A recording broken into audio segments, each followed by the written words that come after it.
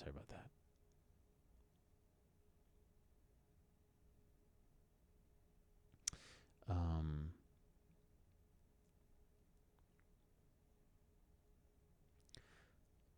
Cody Garbrandt was supposed to join us, but he's telling me that his phone is frozen and he can't figure out how to make it work, which is strange. Been doing the show for a long time, and I don't recall ever hearing that one. Not that I don't believe it, but these iPhones sometimes, they do act a little funky.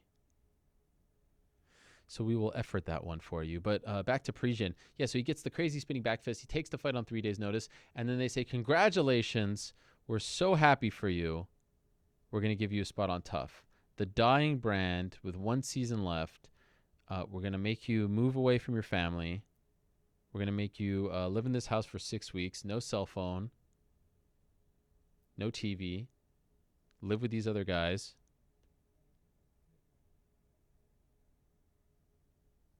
I think you can only have a Bible. You can't have the internet or a newspaper or anything like that. And here you go, 6 weeks. You'll be on the last season of Tough. Ratings, there's Tough finale this weekend. I will be honest, as I've been honest in the past, it's just not the same. You're just not as inclined to watch it because, Contender Series, I feel like, is a great product. I feel like Brandon Fitzgerald and Michael Bisping, Laura Sanko, they do a great job with that. It flies by. It's live. It's immediate. They're finding great prospects. That is the future. Of course, they're not going to pull the plug on Tough because they still have 1 fight left on the contract with Fox, but it is the very definition of like a lame duck brand. And no secret that it's not going to continue after this year. And they just, they just rode that baby out as long and as far as they possibly could. And now it's over. And now it has seen, its best days. It did its job. But no one, I meet very few people who are like, oh, yeah, I still love Tough. I can't wait for the Tough finale. I know about Violent Bob Ross because he has the great name, but other than that, there's not much going on. So here's this guy. He takes this opportunity on 3 days' notice. He wins via spinning back fist, and his prize isn't a shot in the UFC. His prize is a shot on Tough. Now, unless they're saying we need a body, unless they're saying that we need someone to just be there to be a part of the tournament, but wink, wink, nudge, nudge, you're still going to be on the roster after the fact, then it's all well and good. But if he has to go through that whole gauntlet and live away and not have, any access to the outside world, that's not, to me, that's a step down. It's not exactly a prize worth getting excited about. So Valentina and Antonina Shevchenko will join us, talk about getting the contract, maybe get an update from Valentina Shevchenko as well. Later on in the program, we will be joined by Yair Rodriguez, Tito Ortiz. I haven't talked to him in 5 years, and the great Renzo Gracie still to come in studio. Looking forward to that. Lots to talk to him about. He's returning to action on July 27th. But first, let us complete the story. So we heard from Paul Felder. We heard from Iaquinta. We heard from James Vick. We heard from Mike Perry. Let us hear now from the one and only Justin Gaethje. He joins us via the magic of Skype. There he is. Justin, how are you? I'm good. How come I can't see you, Ariel? This has become like a common theme. This is a new era, Justin, and we're still working out the kinks. Soon you will be able to see me. I'm sorry about that. I got to be able to make some mean eye contact when you ask me these crazy questions. I'm sorry about that. Next time, I promise we'll have it fixed, okay? All right. I'll trust you on that. All right. Well, it's good to see you, Justin. What a crazy week it was for you. When you found out that Iaquinta was out, before you found out about the replacement, just that he was out, what was your reaction? I was in the middle of a workout. It sucked. Okay. Yeah, but it's the name of the game. I can't, I knew that I was fighting August 25th. I knew I was headlining August 25th. As soon as he dropped out, I knew they would find somebody else for me to fight August 25th in the headlining spot. I know they won't let me out of that spot. So I'm pumped to be – I've had a lot of respect for the last 2 opponents I fought, so I'm very excited to fight somebody that I absolutely do not like. Okay, so we know about the history, but before we actually got to Vic, like you were planning on going out to Nebraska, right? Like you had a flight in just a few hours. Were you worried that you were going to go out there and have nothing to talk about? That was my first question is what the hell do you want me to talk about? But at the end of the day, I was going to sell tickets to come watch me fight August 25th. I mean, that is the spectacle that will be going on. Whether I win or lose, you're getting something that you've never seen before, and you'll get the shot of adrenaline, like I always say. Was Vic the only guy brought to your attention, or were there other people thrown your way as well? I was like literally like right in the middle of a workout, so I got a call from my manager Ali. He told me Iaquinta was out, or Iaquinta, however you say his name, and then I just cornered a bunch of guys, so my voice is about gone. Okay. But he called me, he said he was out, and then whether I wanted Kevin Lee, I wanted the biggest name possible. So I said I'll try to get Kevin Lee. And then it was Felder or Vic, and I like Felder too. So I like fighting people I don't like. If I have a punch to knock this guy out or a chance to knock this guy out, I'm taking it. So it is what it is. Number 10, number 11, it was the same fight. Different stylistically, definitely a different fight stylistically, but rankings wise, it's the same fight for me. Are you hoping after this is all said and done that you meet up with Iaquinta again, or are you over him now? I don't care. Okay. I never had anything against him. I was going to fight him. Try to take his head off, but I didn't dislike Al at all. I respect what he's doing for himself. I'll never shit on somebody for going to bat for themselves. And at the end of the day, if you feel like you don't have a good deal, then you look in the mirror and you don't do something about it, then you're not necessarily a man right now. So I respect what he's doing. So we spoke to Vic around an hour ago, and he said that there has been an issue between you two for around a year when you were saying, like, get people on my level after the Johnson win, and he tweeted at you and back and forth. But he has said some things about you when he was just on that you are not worthy of being in the top 10, that he is going to expose you, that you're the kind of fighter he's just going to knock you out, that you kind of overcompensate for the fact that you don't have skills. I mean, this was like some stuff that he was saying. Are you aware of all this, how he feels about you? Yeah, I'm aware how infatuated he is with me. Absolutely. Okay. How do you feel about him? I mean, he talks a lot of shit. I don't have a lot of I have no respect for him. He has never fought. He definitely hasn't fought a Michael Johnson, Eddie Alvarez, or Dustin Poirier. He can call me whatever he wants. I fought the best of the best. My first 3 fights in the UFC. This will be my 3rd out of 4 fights being the main event. I'm on when he wants to talk about levels, those are levels that he needs to talk about, and he's not on my level there. When it comes to a fight, I'm not going to, fight's a fight. He's got some long ass legs. Hell, I might run into a knee. I don't go in there and say, I'm not invincible. I know I'm not. Obviously, I'm not invincible. And some guys like to go in there with the utmost, confidence in themselves. But I'm a realist, and I know that this sport is unforgiving, and I can run into a knee. But I'm going to clean his clock. I will not be content if he does not, stay asleep for at least 1 minute after I land a huge right hand on him. Wow. So you want it to be out cold? I won't be satisfied unless he's out cold. Unless he's out cold. Wow. When's the last time you felt this way about an opponent? Probably Michael Johnson. Really? Yeah. I'm excited. I really am. I'm so excited. I didn't try to go out and try to kill Eddie Alvarez or Dustin Poirier any less than any opponent I've ever faced, but I had a ton of respect for those guys, and I was excited to try and I believed in myself, but I still questioned whether I belonged there or not too. So, but I know I'm so much better than James Vick. It sucks to say it, but if I was to go out there and get outclassed by James Vick, I have to hang him up. Really? Because he's not good. He's slow. I heard him. Tell me if this is true. Did he play basketball in high school or college? I think he did play. I don't know. I don't know if it was at a very high level, but I do think he has that in his background. I know I know he remembers how scared he was of the wrestlers in high school, and nothing has changed. He's still a basketball player. If he was, and I hope he was. Actually, for his sake, I hope he wasn't. But if he was, he's so. But you don't mean that, like, if something goes wrong on the 25th of August and you don't get the W, you will walk away?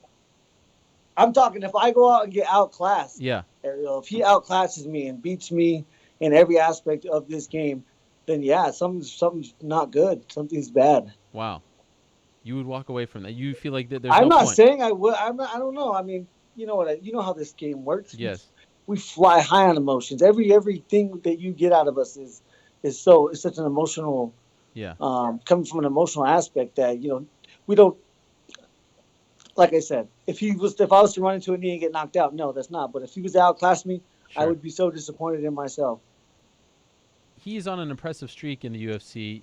The very few guys have won as many. He mentioned, and he's 100% right. Only Ferguson and Khabib have a record like him in the UFC. But is why do you laugh? Come on, let's compare.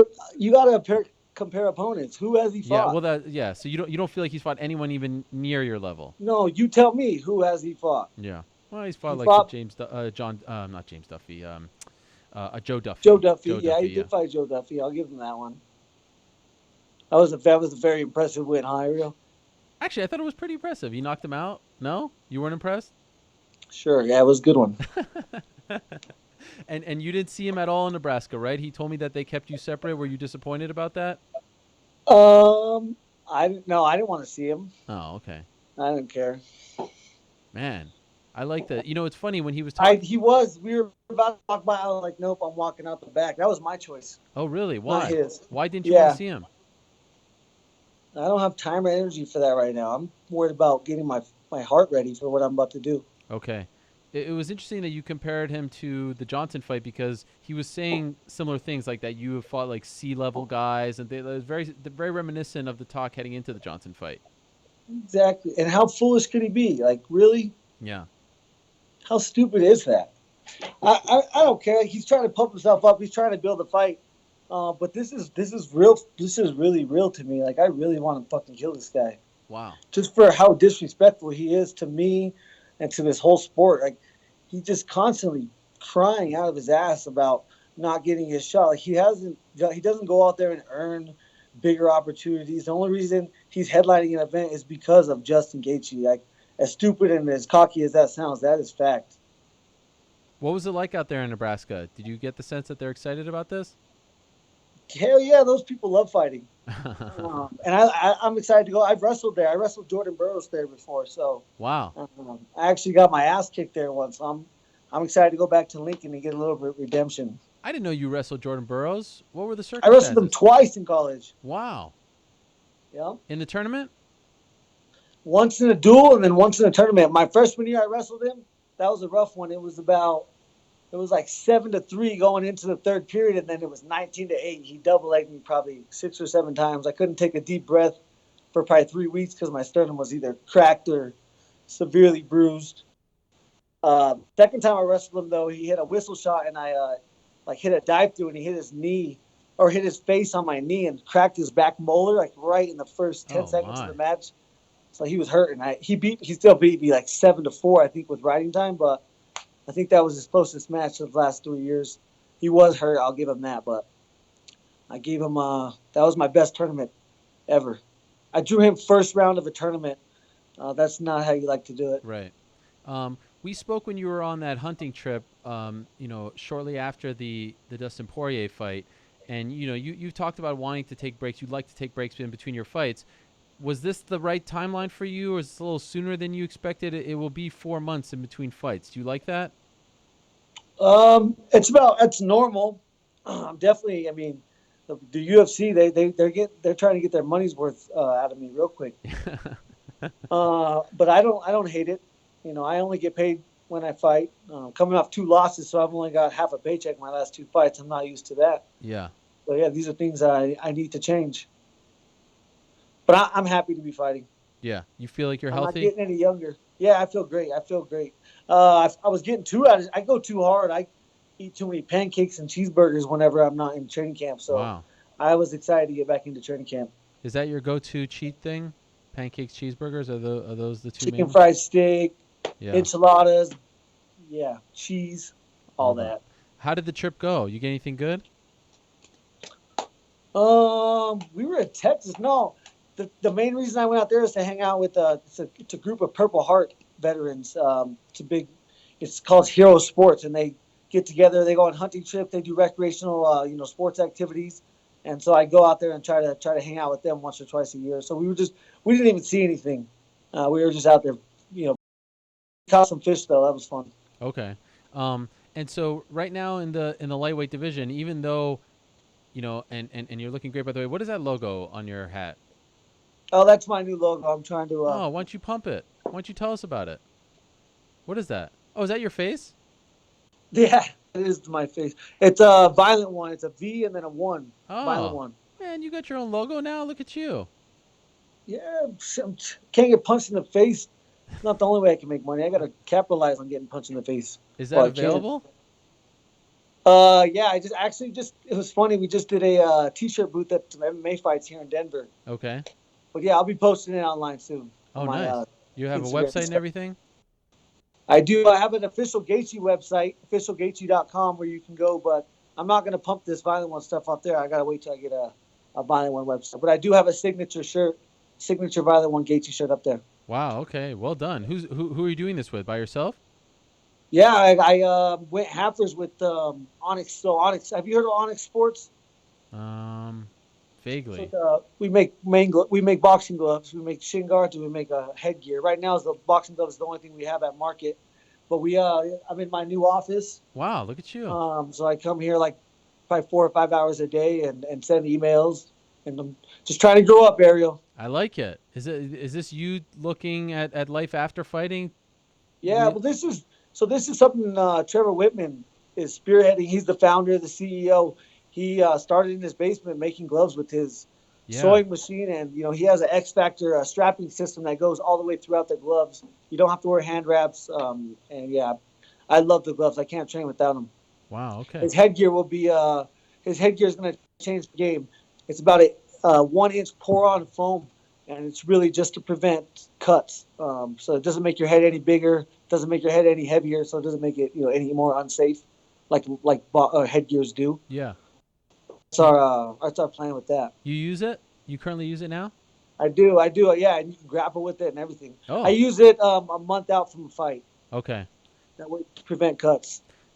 The question I was going to ask you before was, even though you're on the 2-fight losing streak, it still feels like you're a major player at 155. Like, you feel like a win over James Vick puts you right back to where you were around the Eddie Alvarez fight? I don't know. I'm really I have to be only concerned about this fight. This is huge for me, for my career, for my family, for my coaches. Yeah. So yeah, I have to go. I have to be 100% ready and go out there and James Vick up. Okay. This is your. And after that, it doesn't matter. When I win impressively. So yeah, it does great things for me. And this is your 4th fight in the UFC. When you came over from WSOF, how many fights did you sign for? I think it was 5. 5. Maybe 8. I don't know, Ariel. But it's not coming to the end. No, but I need to win so I can change it. Why? I want all my money. Yeah. There's no reason I should be getting paid half up front and half if I win. The way I fight, what I do, you get what you get. I couldn't agree more. You step in the cage, you deserve to get the whole thing. You're not a show pony. I agree. No, I don't. Yeah, but hey, I have to win. This is crucial. Yeah. And you can't be playing these games on one. And decision doesn't count for this one. It needs to be. I don't give. I'll take a decision. Oh, I need really? to win, Ariel. I need my full paycheck. Yes, but you said you wanted to put him to sleep. Wow, I won't be content. Yes. If I do win a decision, it will be because I didn't land that punch that I tried to land for 25 minutes. Okay. I got you. And are you doing more coaching now?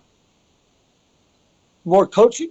The same as always. I cornered like 4 guys this weekend. It was crazy. This Sparta Combat League, they had a tournament. It was 8 guys. First round was a boxing match. If you won, you went to the next round. That was a kickboxing match. And if you won, you went to the finals. That was an MMA fight. Oh, what? Yeah, it was crazy. What is that called? Sparta Combat? Sparta Combat League. Wow, I never heard of that before. Yeah, it was a very interesting. They had a boxing ring and an MMA cage in the same arena, and they were running both of them at the same time. 36 fights. Gee, how did your guys do? We all won. Really? My guy won the tournament, and then we had 3 other guys compete in the night, and they all won. It was a good night for us. Wow! And what did they get for winning? The guy got $10,000, but the guy that lost in the finals got nothing. It was all or nothing. Oh, so jeez. I felt terrible for that guy. Dang. And it was a super close fight. Could have went either. It was a split decision in the finals. Could have went either way. 10,000 doesn't seem like enough for all that. 10,000 on a regional circuit is not Yeah, something I you're guess. going to get anywhere else. So I mean, it's your only option. Okay. All right. Well, August 25th, here we come. James Vick, Justin Gaethje. I like this fired up Justin Gaethje. This is fun. Me too. Me too. I'm excited. I'm so excited. This is good. I look forward Cannot to it. contain myself. Yeah, it seems like. Thanks for doing this, Justin. Good luck in the fight, and I'm very much looking forward to it. I didn't realize you were this fired up. So this is a fired up. A You usual. talked to him earlier. You knew I better be this fired up after all Well, the talks. sometimes it's a one-way street. You know, sometimes one guy is like all fired up about it, the other guy's just like, yeah, this is just He a is fight. infatuated with me, Ariel. I don't understand it. I might have to press charges after this. Why do you feel like he is, by the way? How did your conversation with him go earlier? No, but How much did you talk about me? Well, what? Okay, that's why. All right. Can't wait. Thanks, Justin. Good luck in training. We'll talk to you soon. Yes, sir. Congratulations on a new gig. Thank you. We'll fix that mic, or I mean that camera Hard soon. work. Yeah. Get this figured out. All right, man. Thanks. Later. All right, there he is, Justin Gaethje, giving me a hard time. I appreciate that. Thank you very much to him. So a lot of bad blood there between those two. Here we go, August 25th. What a character, that Justin Gaethje. He said he will not be content unless he knocks him out cold. All of a sudden, I find myself a lot more excited about that August 25th card, especially that main event. Okay, in a minute, we are going to be joined, or in a matter of minutes. What happened to my... Did I lose it? Oh, there it is. In a matter of minutes, we are going to be joined by I believe the Shevchenko sisters. Yes, maybe. They'll let me know.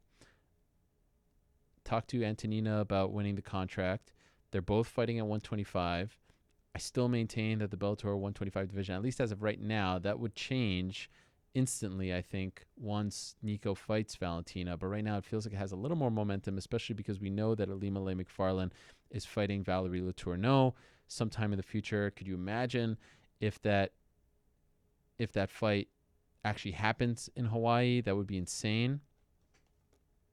What a scene that would be. The reaction that she got from just 150 or so people, as she told us, was pretty incredible, pretty loud, pretty boisterous. I mean, the card on Friday felt like it was in Hawaii, and that was a good card. Somewhat flew under the radar, but it was positive in that all their young guns won, and this is reminiscent of what Scott Coker and company did with Strikeforce. All the young guns won. Ed Ruth won. Joey Davis won. Tyrell Fortune won. They all did great on the undercard. Kerry Melendez won in the post-lim. So overall, I thought it was a pretty successful night for them.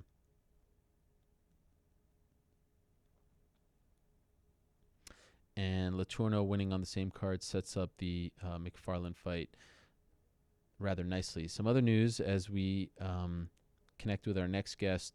UFC informed the fighters competing on the Friday and Saturday card this week that they will be sticking with the early weigh-ins. Got a message from Jeff Nowitzki. Well, I didn't get the message. Someone got the message. Sent a email out to the fighters competing on the card on late Thursday night, and they sent out a memo. This is what the memo said. We appreciate the feedback we've received to date as we continue to work with athletic commissions and federations to actively analyze the issue and consider implementing new policies to further support safe weight management practices. Going forward, UFC athletes and support will be notified well in advance of any policy changes surrounding weigh-in times and weight management policies. So all the hullabaloo at UFC 225 in Chicago on June 9th about switching the times, at least as of right now,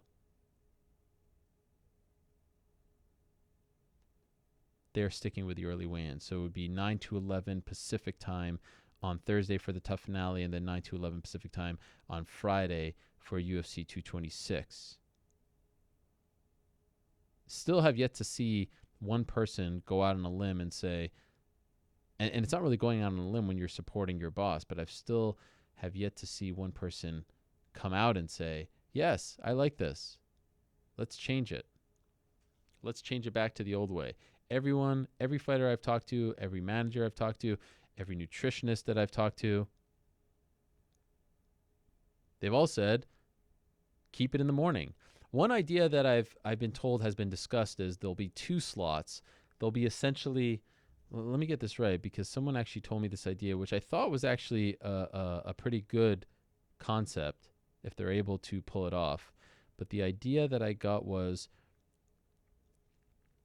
from a pretty good source, not 100%. They're still tinkering. They're still, I think, deciding. They're still weighing it all,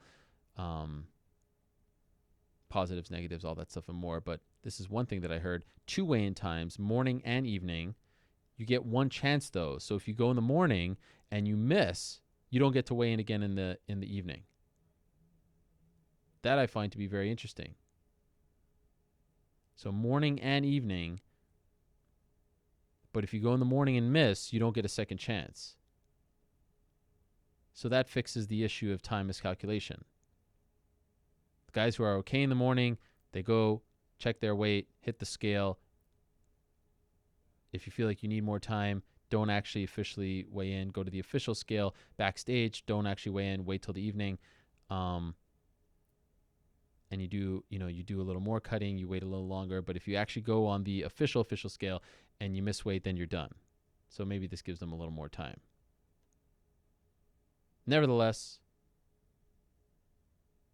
for this weekend, it's just the old 9 to 11 on both days. Now, as I said, last Tuesday, Dana White, Tuesday Night Contender Series, one of the big stories, Antonina Shevchenko winning, the sister of Valentina Shevchenko. You've heard from her in the past. Now they're both in the UFC. She got the contract afterwards. It was a very dominant performance. Let us talk to them via the magic of Skype. There they are, the sisters themselves. Valentina, Antonina, how are you guys?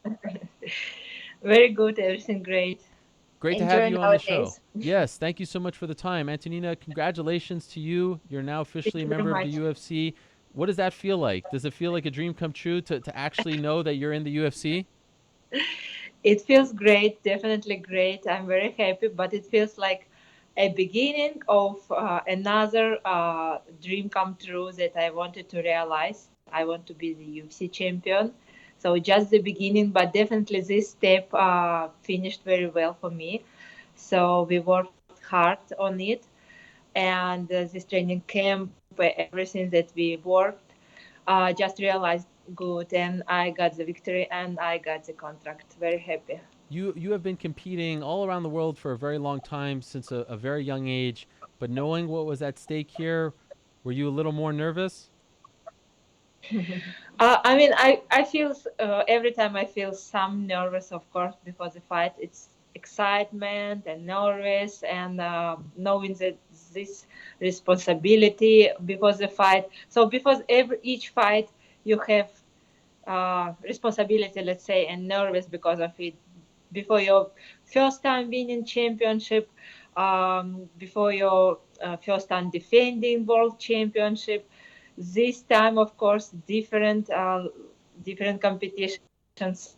Every time I feel it, and this time was no exception.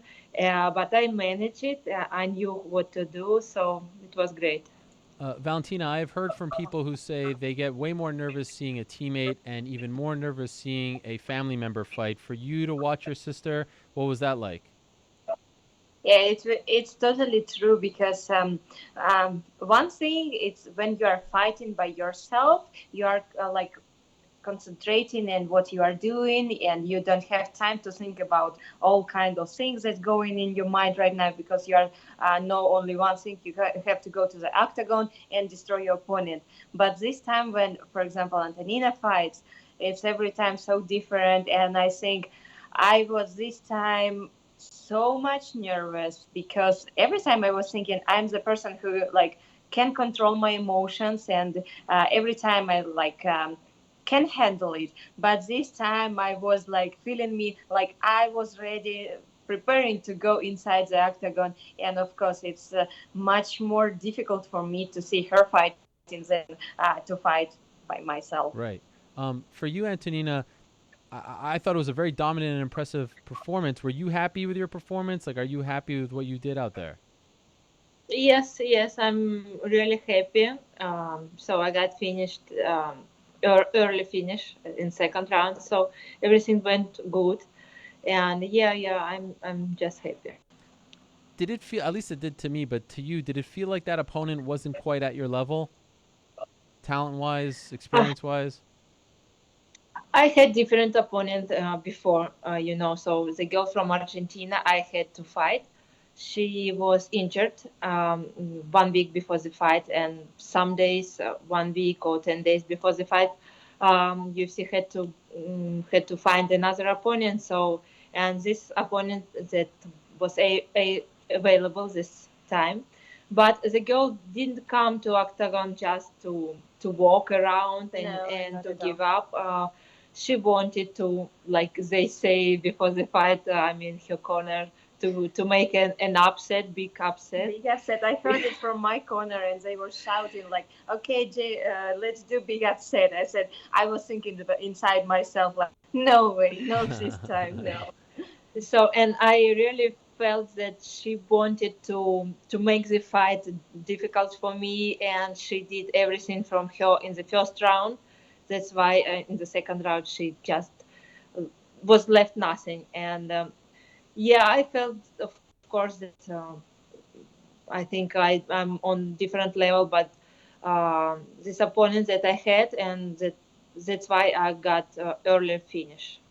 Does this mean now that you've gotten this contract from the UFC that you're 100% in MMA, you won't be doing any other martial arts, at least for now? Yes, because UFC contract is exclusive contract, and I will be doing just MMA. But MMA includes Everything. Yes, everything of course. includes all martial arts, so it includes all technique. So I will be busy. It will be interesting work for me, interesting training, much work, a lot of work to work on some different techniques, to develop your technique, to develop your style. So I'm just happy, and I think I'm excited for this way for me. Valentina, what was it like when she won, your sister won, but then you're waiting because it's not just winning on the show, right? Now you have to wait for the Yeah. contract. I feel like that's even more nerve-wracking than the actual fight itself, or am I wrong?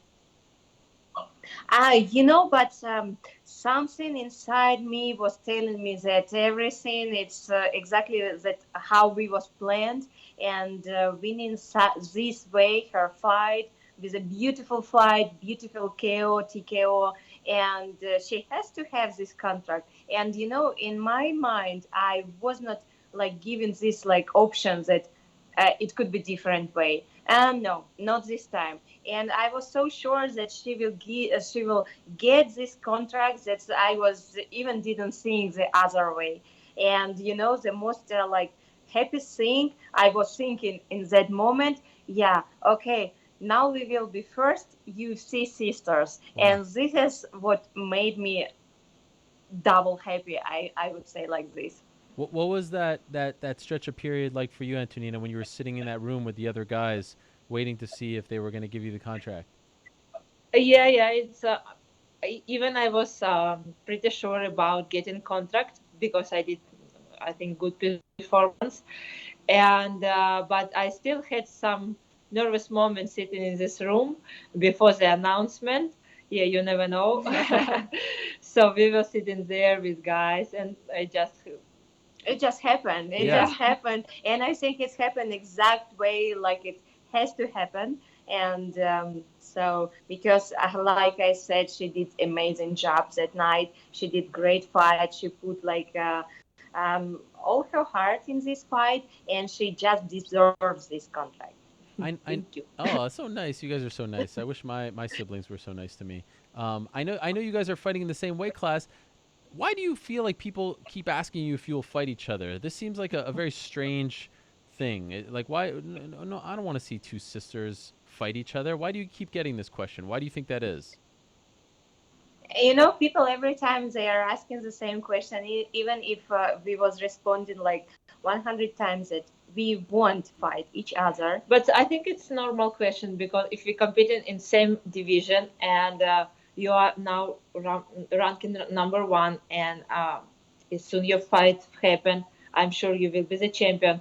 And my goal is to climb on the top of the division and to be the champion also. And so it's a normal question. So I want to be the champion, you want to be the champion, but it's in the same division. Yeah.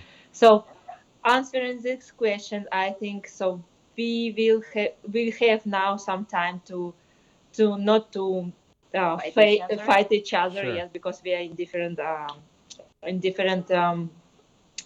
weight of the division, and we'll figure out this by then when BL will be when it's time. But for you, Antonina, when you look at the division, and I think maybe you're getting another call now or something, because sometimes that happens. Are you getting another call at the moment? They're good. Oh, there you are. You're back. When you look at the division at 125, do you feel like you're that far off from being one of the better ones? Because I don't feel like you're that far off. There are many girls in the division, good girls. So, and division is now forming. We'll see. I will definitely do and will train in as hard as I can to make it faster as I can. But like in the same moment, I will do all my best and to win this title, and I hope everything will go by the plan. Mm-hmm. And for the moment when Antonina will be ready for the fight for the title, I maybe will have to go to someone else, to some different weight class. Because like I said, we still have unfinished business with Amanda, and I just cannot let the things like it is, because I totally disagree with the result of our last fight, and definitely I will have to fight her again. And I'm not seeing it right now, right next month, right away, but it will be. And let's see, maybe for the moment when Antonina, she's ready for the fighting for the title, I will have to move a little bit up weight class. Have you guys actually sat down and talked about this? Like, once you get to the title, I'm going to do this. Have you actually even discussed it between each other? It's for us, it's so obvious that we even don't have to speak between us some kind of these things. And for example, for me, I think the same for Antonina. Our mindset, it's focusing on the things that you have right in front of you. And step by step. Of course, it's step by step without too much rush. You have to just do your job the best way without putting your whole energy 100% for the things what you are doing right now. Not to say, okay, 50% in here, then 30 in there, 20 in here, and then you have nothing to to get the what first you step want. can fail. Of course. You will never get the second and third. Okay. That's why just focus on what you have in front of you right now, and then step by step you will get what you want else. But more you have to think about what is next for you right now. Do you guys like the idea? And Antonina, I can ask you this question first. Do you like the idea of fighting on the same card as your sister? I know you like that idea. Yes. Really? Yes, I definitely like this idea. We would have same training camp. Yeah. And same event to fight. And then when everything will be done, we will have time to rest. I mean, we now having the same. I have training camp for the fight. Valentina training with me to help me preparing. So now I'm done with this fight, and probably Valentina will have her event and will start her training camp. So I will be training in her training camp. So it's one, another, and third, and fourth, and it would be the same time, same event. Yes. Okay. So it would be great. And it would be much better for our coach, Pavel Fedotov, because we have our time to rest. We have after the fight we have to rest, and but he's working every time. He has to prepare another one, and it's all around. So he has to have his vacation too.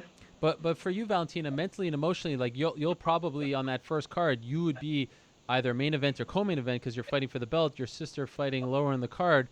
I mean, that's a lot to handle, right? There's distractions involved there. That doesn't worry you that you'll be thinking about something else? In our Muay Thai championship, in our Muay Thai fights, we every time was fighting in world championships in the same event on the same Same day. day. So Okay. it's more easy because this way you know that your sister is fighting like before you or after you. But anyway, the main like mindset, everything that you are thinking in, it's about your fight. It's not something like about selfish or something like this. No, it's not, because only you know that she is strong enough, she can handle it like the way she has to do it, and she will get exactly what I want to get. And you are like, okay, she know exactly what is her things to do, and that's why it's put me in the like mood to focus more on my fight. And the best help for me, it would be her concentrated on her fight, Hmm. totally in her fight, and win the fight. Yes, the same for me. And if she will be fighting before me, then she will help me. Okay. This is good.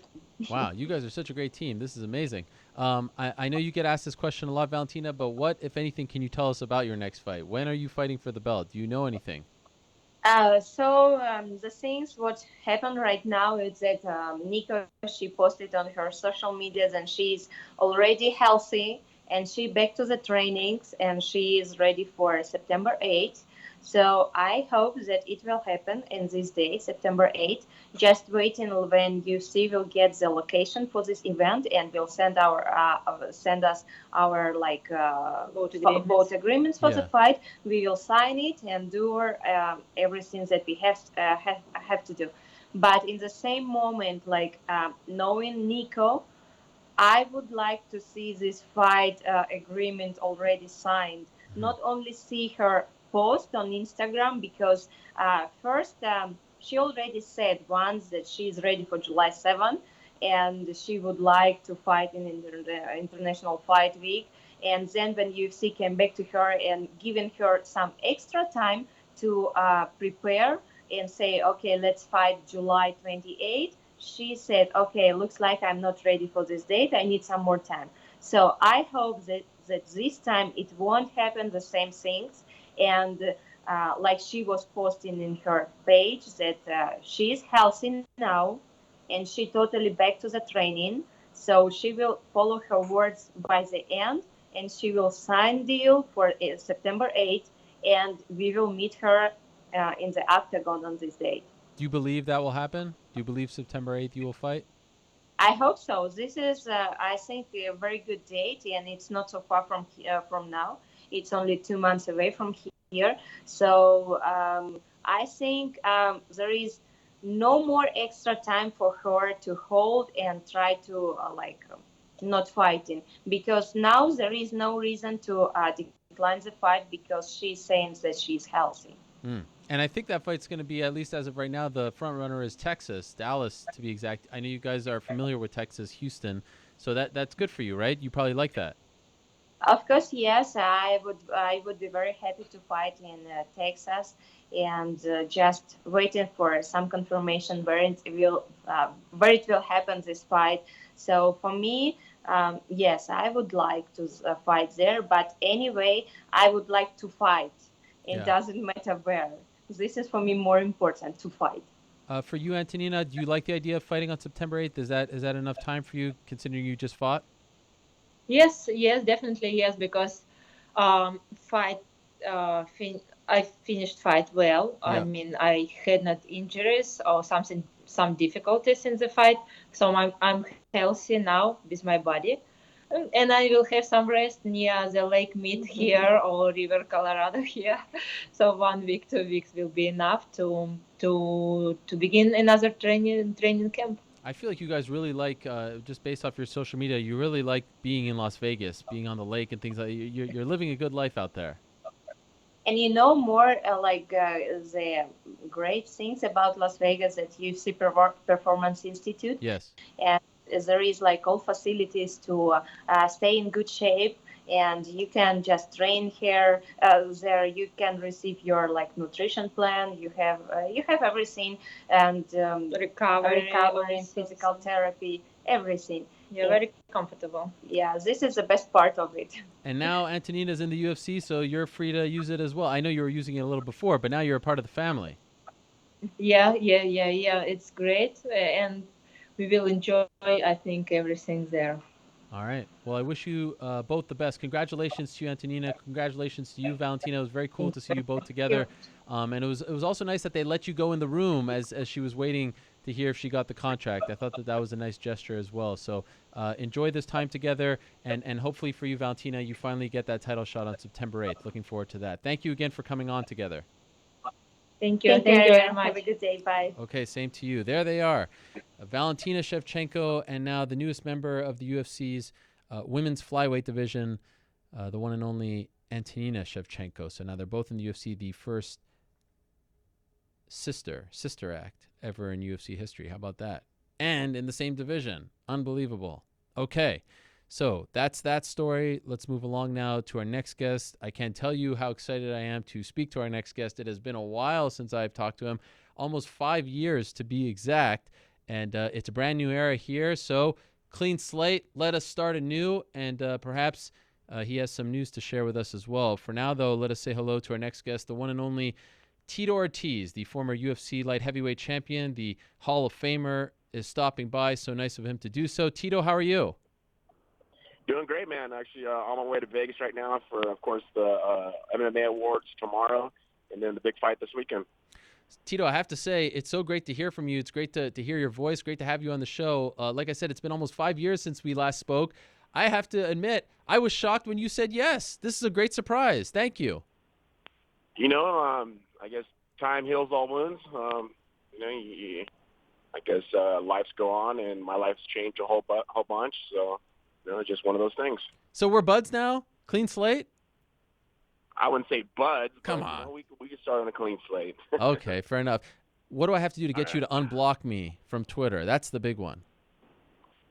Well, just as long as you keep up saying the truth, I have no problem doing it. All right, I appreciate it, Tito. Well, let's talk about the truth. So, Brett Okamoto, ESPN, earlier today reporting that the fight between you and Chuck Liddell is signed, sealed, and delivered. Is that accurate? What can you tell us about that with Golden Boy Promotions? Well, Oscar said, let's get this done. I said, let's get this done. And it took about 2.5 months to finally make Chuck happy enough to make it happen. And it's signed. This fight is going to happen this year. Wow. Okay. So when did it get signed on your end? My end, it got signed about a month and a half ago. Oh. When I started training. Yeah, after I started training and I was ready to do it. And I kind of had to persuade Chuck as much as possible on social media, saying, come on, dude, you said you wanted to fight me. I mean, he came out of retirement. He went to TMZ saying he wanted to beat me up and he wanted to punch me in the face, this and that. So, I'm always willing to get redemption. I got an opportunity to make a third time my charm. So let's do it under a new banner of Golden Boy Promotion, Golden Boy MMA, and give the fans this final feud of the third fight. So because you signed a month and a half ago, and now it only, got finalized, were you worried that this was all talk, that this wouldn't actually come to fruition? Well, I think it's just a matter of time of making both parties happy. I know Chuck was being a little persuasive, trying to make everything in his pocket, make it worth his time. And it was a pretty cut-dry deal. It was 50% right down the middle on both of our ends. And, we're going to be rewarded by the promotion we do and the fight we put on for the fans.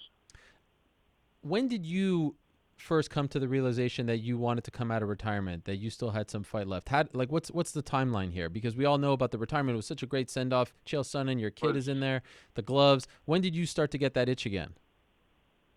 I think the itch happened after my birthday when I turned 43. I just got back in the gym to see how my body would respond to it, and it responded faster than I thought it would. I just thankful for my surgeons that I had over the last, it's been almost 9 years now since I've had the surgeries that I've had done, and I bounced back faster than ever. It's just doing bag work, and then I started doing mitt work and doing my long road, putting in the road work, my weight training, and just my body reacted super fast. I was really happy. I mean, I still feel young. My response skills are super fast. I just one of those things. Age is number is just an age, of what we have. So I'm really thankful to be where I am today, and it's been a long road, of course. Working with UFC, then working with Scott Coker and Bellator, and now working with De La Hoya and Golden Boy Promotion. Okay, so you said your birthday was in January. That was a year after the Chael Sonnen fight. Were you saying, okay, I'm coming back for Chuck, or were you just coming back, period, and then the Chuck fight materialized? No, I wasn't coming back at all. I'm starting other businesses. Of course, my management company, Primetime 360, with my partner, George Prazian, is doing really well. Of course, Chris Cyborg, one of my number one fighters, and keeps signing more and more fighters every week. And I got to thank George for making this deal happen with De La Hoya. He went over and above the things that management should do, which is the way we run our business. And he did some great things. Of course, my wholesale car business with Cox Communications, Mannheim, running an auction every week. I mean, I've had other business I've been doing. Of course, the films I've been doing, I did 4 over the last year. And it's just, I've been busy. But Chuck comes out and he says that he would like to fight me, and if I'd ever show up. And let me tell you, the last time we were supposed to fight, it wasn't the factor of me wanting to show up. It was the factor of my doctor let me show up after having neck surgery and having C6, C7 fused. I got painted a bad picture, and I just left a bad taste in my mouth. And when Chuck said he wanted to fight me, and I thought this made sense, give me an opportunity to redeem myself. I think all my fans deserve it. I deserve it. And let's play on an even playing field, where I don't think I got a fair handshake anytime I ever fought against Chuck. And I mean, I could have so many different things that went on before the fights even happened that I just didn't make sense. Now, Chuck is correct. We are no longer friends. We're not friends. We're not acquaintance. We're enemies, and we're going to solve it and finally come to a conclusion at the end of this fight of whose hand needs to be raised, and I believe it's going to be me. Did you shop the fight to other promoters, or was it always with Golden Boy? I think we shopped it to Dana, and it was only strictly online that happened, and he wanted no part of it, and I think they deserved the first response to it. We shopped a little bit to Bellator, but at the end of the day, it made sense by going with Golden Boy because he wanted to make us partners of the business in general, and that's always been my whole deal that I wanted to do as a fighter, is making it why all these boxers make such great money and us fighters are just paid contractors. And we've been able to make a deal with De La Hoya where we're splitting the profits of this fight, which makes great sense and great business sense to me. Could you tell, what is it? Is it a 50-50 split? What is the breakdown? Well, I think that is something that I'll let my manager answer that question. Okay. I'm just getting into the fight, man. I'm getting in there to shut Chuck up and get an opportunity to get my hand raised over him. And so do you feel, is it fair to say, are you able to say, is this more akin to what a boxer would make in a Golden Boy fight? That's always been the problem, as you just alluded to, about the breakdown. Do you feel like this is more on that playing field, what a big boxing match, the breakdown in terms of economics would be? Exactly what it is. I know I want to say we're going to probably change the game, and it's just a matter of the evolution of the sport. It needs to happen, and I'm excited. I know Chuck's excited because I wouldn't say he's super excited because it took him forever to sign, but I'm excited. De La Hoya's excited, and there's a lot of fans that are excited, and the ones who aren't excited will be excited as we do our world tour and to see the training that I've been putting my body through, and I'm ready to fight. I feel great. I just want to get in there and get an opportunity to get my redemption against Chuck Liddell. Do you have any idea as of right this moment when the fight will happen? Not at this moment. I think De La Hoya will actually announce that soon, but it's just a matter of time until that announcement is sent to the public. Okay. But, I'm just getting ready myself, so I think in the months around 3 to 4 months from now, so we have a lot of time to promote it and get ready for the fight. So I want Chuck to be at his A game, the best he's ever been, and I'm going to be at the best I've ever been, so we give the fans the best fight we possibly can, where it's exciting from beginning to end. Will it be at 205? It will be at 205, yes. Okay. And will this be like this card? I'm assuming there's other fights on the card, right? Will it be an all MMA card? it'll be strictly an MMA card. We'll be putting the fights together, and they'll be announced as the weeks go on. We're talking to some fighters that have names. We can't really get into the details of that just yet until we get them signed. But once we get them signed, we'll let the public know and let you guys know. Oh, are you involved in that recruitment of the fighters on the card, or are you strictly a fighter on this card? I'm a part of the business, so I will be involved in that 100%. Oh, wow. Okay. This is huge. To the best of your knowledge, is this a one-off for Golden Boy, or is this, are they like... As of right now, I try to talk to Oscar about doing more than one, but right now he just really wants to do a one-off to see how lucrative this business can be, and how great fights we could put for the fans. At the end of the day, I would like it to be more than one, but as my knowledge, I know that Oscar just wants to do a one-off, and he just wants to give the fans Tito and Chuck 3 on the 25th anniversary of UFC. Wow. Okay. So you say that, fair to say it'll be around that time, November-ish? November, October. I mean, like I say, I'm not 100% Okay. sure. That's going to have to go amongst Oscar and exactly when the fight's going to happen. So it's just a matter of time. Okay. And this may sound like a silly question, but just because we're talking about a boxing promoter, the fight will be in a cage?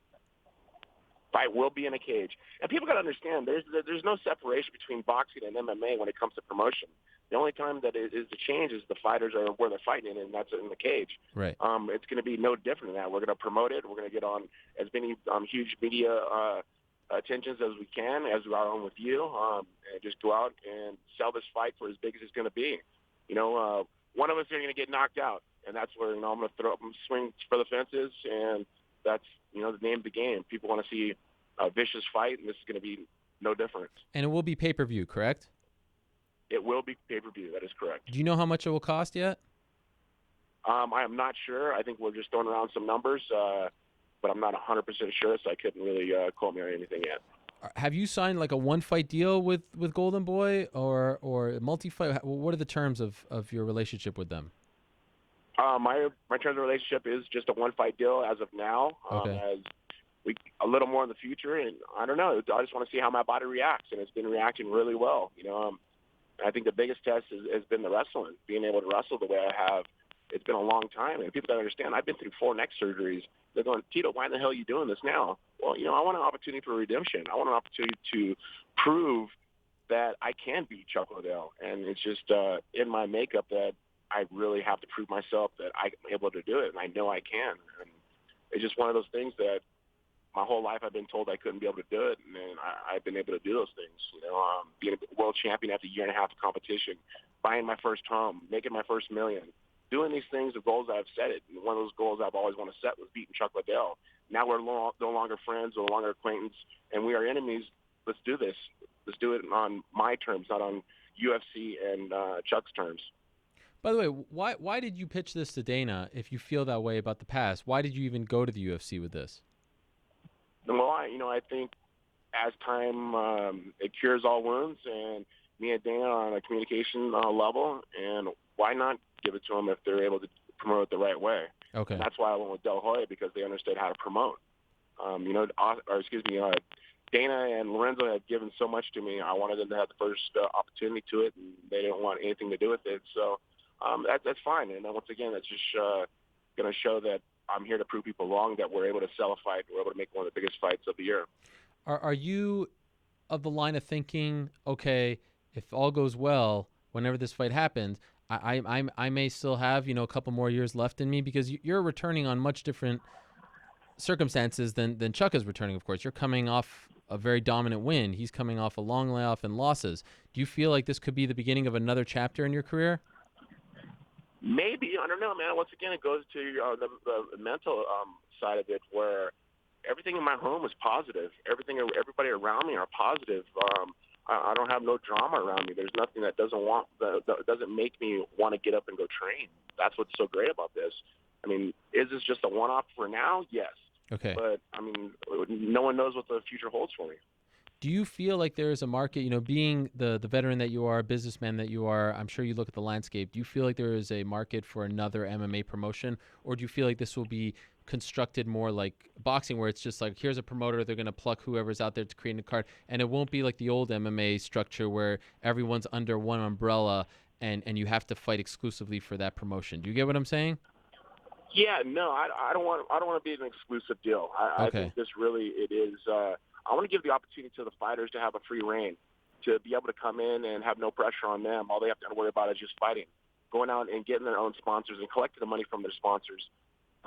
The guys who want to build their names so they are on the headline of a pay-per-view. I mean, like say, I'm thinking for the future, if this does happen, if this is a home run for us, why wouldn't we want to do another promotion? But I got to wait until the first one's done, get it under our belt, and work past that. That night when you beat Chael Sonnen over a year ago, did you really believe that was it? Or in the back of your mind, did you think, oh, if Chuck comes out or something? Like when you walked out, did you truly in your heart feel like you were done?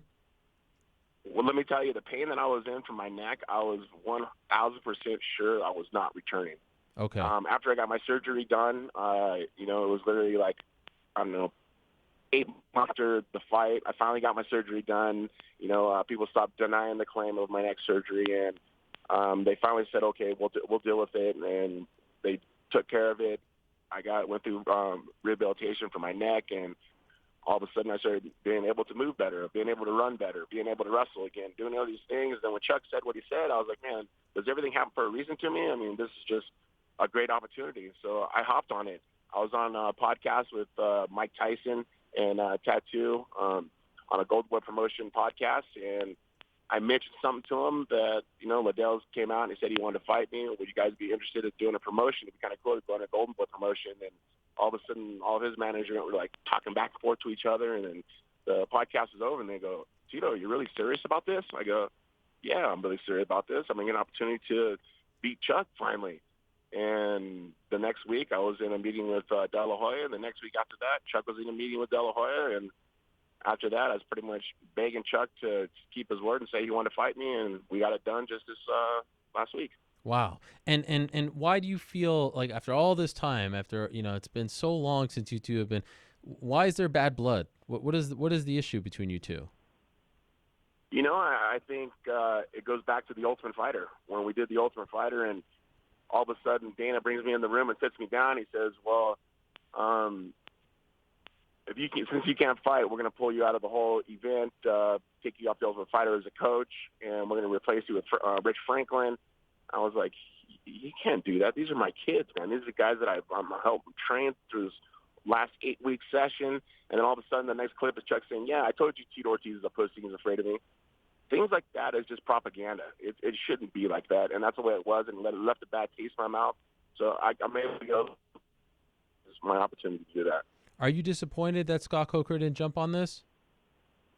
Not really. I'm really not disappointed at all. That was my past promotion that I fought with, and I would want to say that they took care of me, but it was really hard at the end there to get taken care of. I went through a lot of pain with my neck for a long time, and I think that's about as close as I can get to speak more about that. But I think it was just interested to bring more new blood into the business of mixed martial arts, and De La Hoya is a great promoter.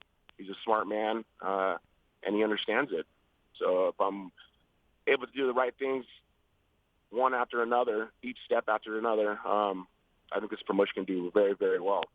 When you finished that fight against Chael, that was the last fight on your contract with them? Yes. Oh, okay, all right. And did you want them to help you out more with your medical stuff?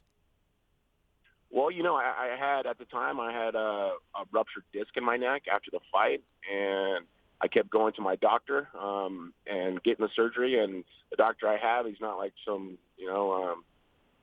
really a cheap doctor or a doctor that doesn't take care of me because he's done all my other surgeries, but they kept denying the claim. They're trying to make my insurance pay for it. I was like, man, this happened in the cage. Why are you trying to make my insurance pay for it?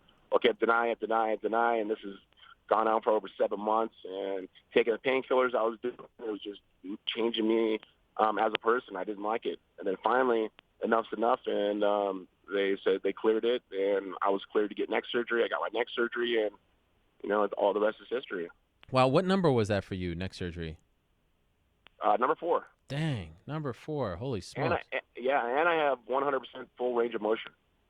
Technology nowadays, just the surgeries that they can do are amazing. You know, I'm very, very thankful, especially the first person actually, I don't know not the first person, but one of the first people to actually get a robot to work on their neck. A robot did all my surgery on my neck. What? Not even a doctor? Yes.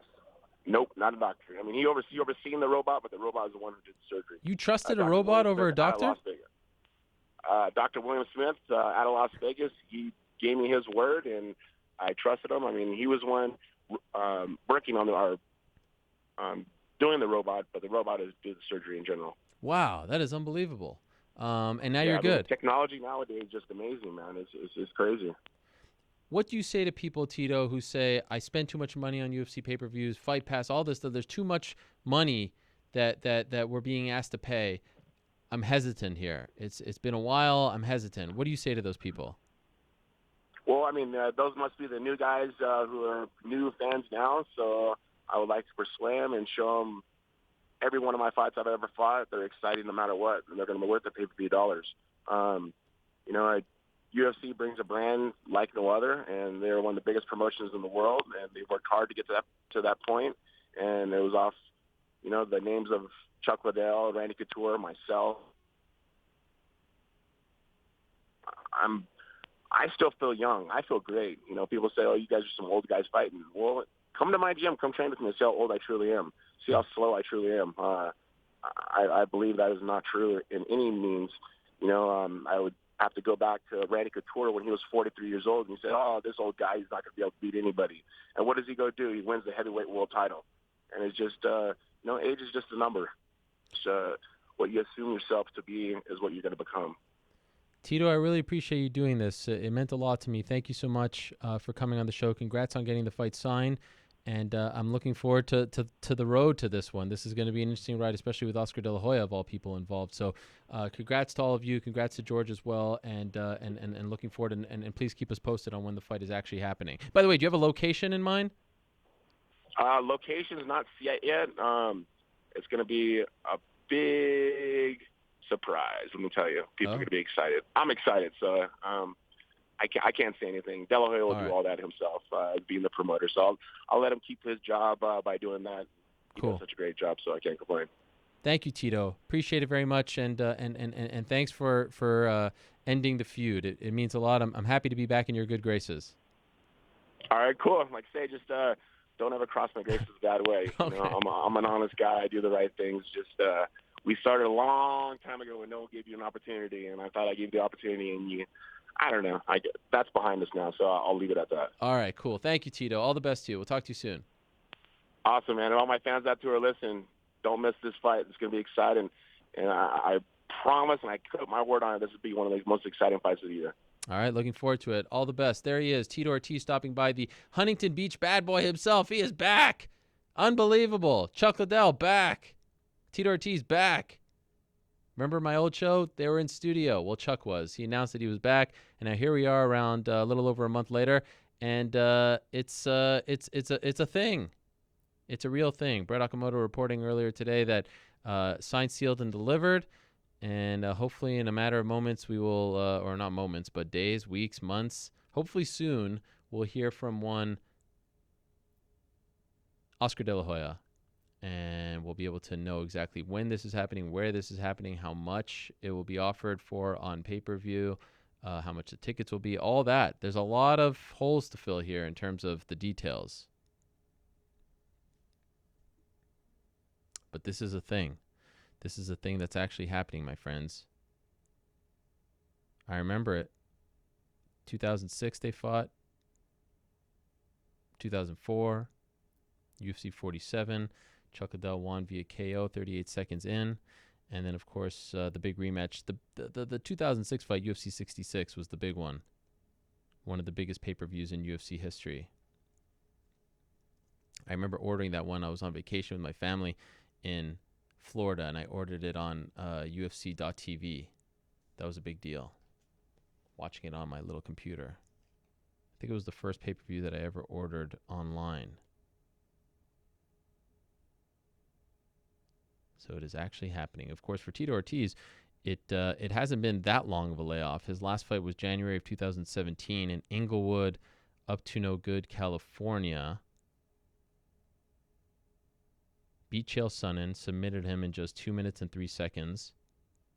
Has won 3 of his last 4, beat Alexander Shlemenko in Bellator in his Bellator debut. Then he beat Stephan Bonner in that split decision Bizarro fight.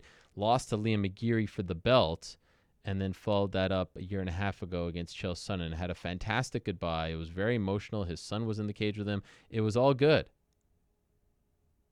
Oh, my God.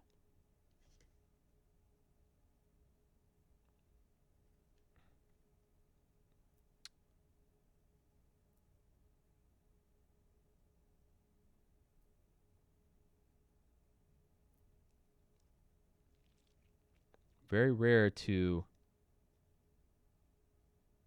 have a goodbye like that with your kid there.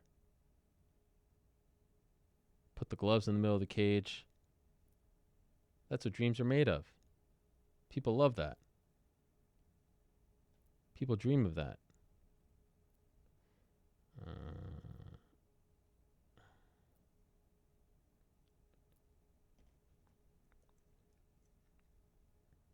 And now he's back. In a matter of moments, hopefully we're going to be joined by Yair Rodriguez. After that, we're going to be joined by Renzo Gracie in studio. After that, we will have the International Fight Week Draft, the 3rd annual, or is it the 4th annual? I'm not sure. How is this possible? I was just texting with him a second ago.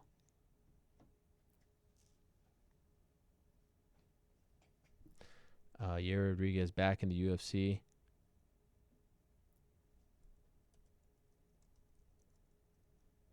He was gone. He was supposed to fight Zabit.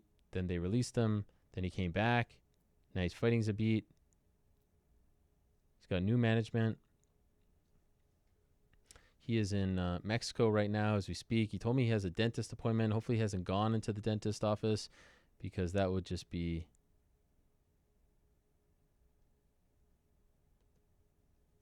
bizarre. Cody Garbrandt told me that his phone froze. This is a weird thing that's been happening with the new iPhone 6. Not iPhone 6, iPhone X, the 10. The phone keeps freezing. Every time I'm on FaceTime, the phone keeps freezing, and then you have to do the hard reset.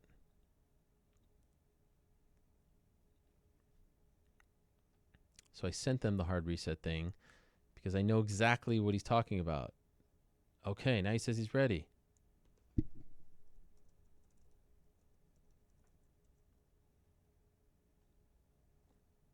Hosting the show, texting people. It's no picnic.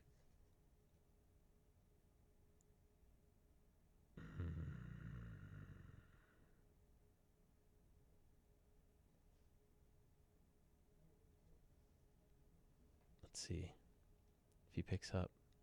Here we go.